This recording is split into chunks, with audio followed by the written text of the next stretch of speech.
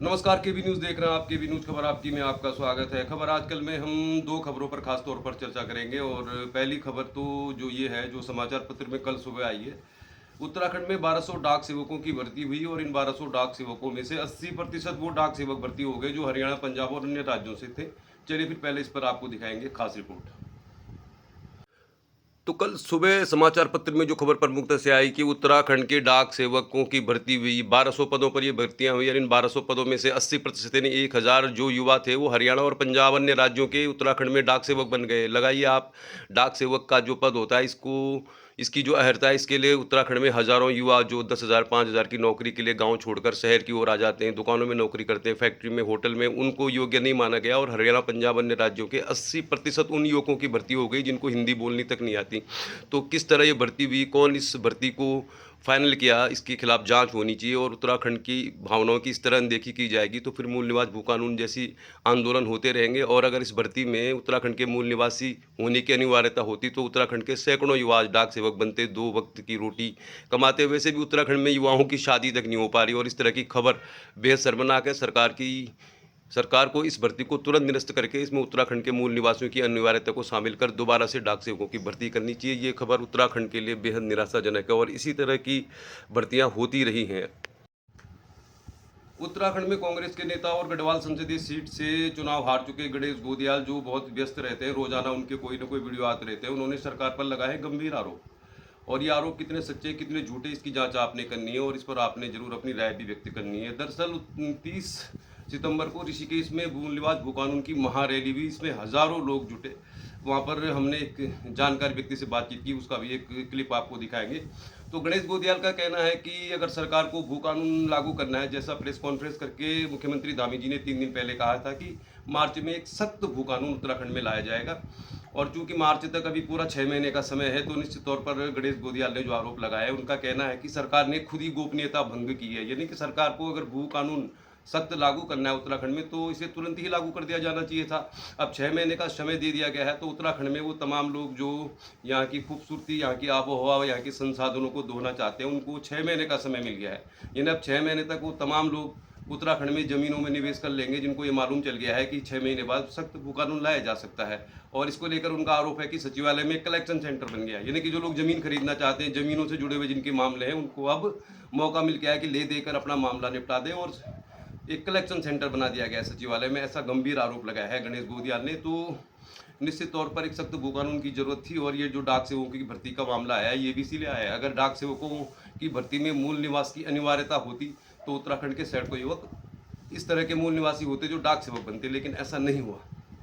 और इसीलिए हम आपसे जानना चाहते हैं कि जो आरोप लगाए जा रहे हैं कि कलेक्शन सेंटर बन गया है, भू माफिया अब धड़ाधड़ जमीनें खरीद पाएंगे, सरकार के ऐसे बहुत से रास्ते होते हैं जिनसे अपने जमीनों के कागजों पास करा सकते हैं। तो ये आरोप वाकई गंभीर है। उन्होंने ये भी कहा है कि यात्रा रूट पर, यानी चार धाम यात्रा के दौरान रजिस्ट्रेशन का ठेका गुजरात के एक व्यक्ति को दे दिया गया हरिद्वार में, जिससे अव्यवस्था हुई।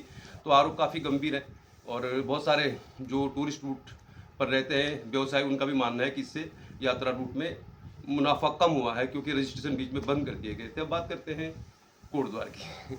कोटद्वार में बनना था मेडिकल कॉलेज, लालढांग मोटर मार्ग, कणवाश्रम, बहुत कुछ बनना था। बहुत कुछ घोषणाएं पिछले 2 चुनाव में हुई, लेकिन कोटद्वार में कुछ नहीं बन रहा। एक बीरवाला तेलू रोतेली चौक है, लाल बत्ती चौक, जहां पर बनाया जाएगा घंटाघर। क्यों?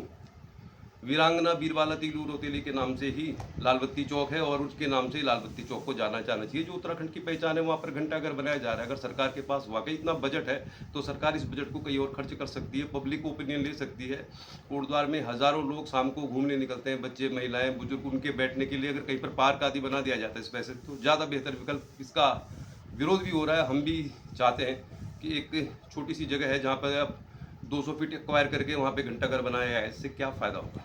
कोटद्वार के लोगों का समय वैसे ही खराब चल रहा है। तो इस तरह अगर सरकार के पास बजट है तो कोटद्वार भाबर में कहीं पर भी सरकारों को कुछ पार्क बना देनी चाहिए और उन मुद्दों पर ध्यान देना चाहिए जो कोटद्वार के लिए बहुत जरूरी है। लालढांग मोटर मार्ग है, कणवाश्रम है, मेडिकल कॉलेज है, मालन पुल दिसंबर तक तैयार कर दे सरकार, मोटर नगर के गड्ढे की जांच कर ले, ट्रेचिंग ग्राउंड बना दे। बहुत सारी चीज़ें हैं जिन पर ध्यान दिया जाना चाहिए। मुझे नहीं लगता कि घंटाघर एक आवश्यकता है और बड़ी मुश्किल से वो जगह खाली हुई है और वहाँ पर अगर घंटाघर बन जाएगा तो वो जगह बहुत घनी हो जाएगी, फिर वहाँ से गुजरना बड़ा मुश्किल हो जाएगा। कम से कम त्योहारी सीजन में गोखले मार्ग को परमानेंट खाली करा दे सरकार, पार्किंग की व्यवस्था कराए सरकार और ये जो केंद्रीय विद्यालय खोले जाने की खबरें बार बार आती रहती हैं, उसको खोले सरकार। स्पोर्ट्स कॉम्प्लेक्स के लिए ज़मीन ढूंढे सरकार। तो सरकार को पब्लिक का ओपिनियन लेना चाहिए, और पब्लिक ओपिनियन बहुत ज़रूरी है डेमोक्रेसी में। तो हमें ऐसा लगता है कि कोटद्वार में घंटाघर की जगह कुछ और बनना चाहिए, जिससे कोटद्वार का समय सही निकले।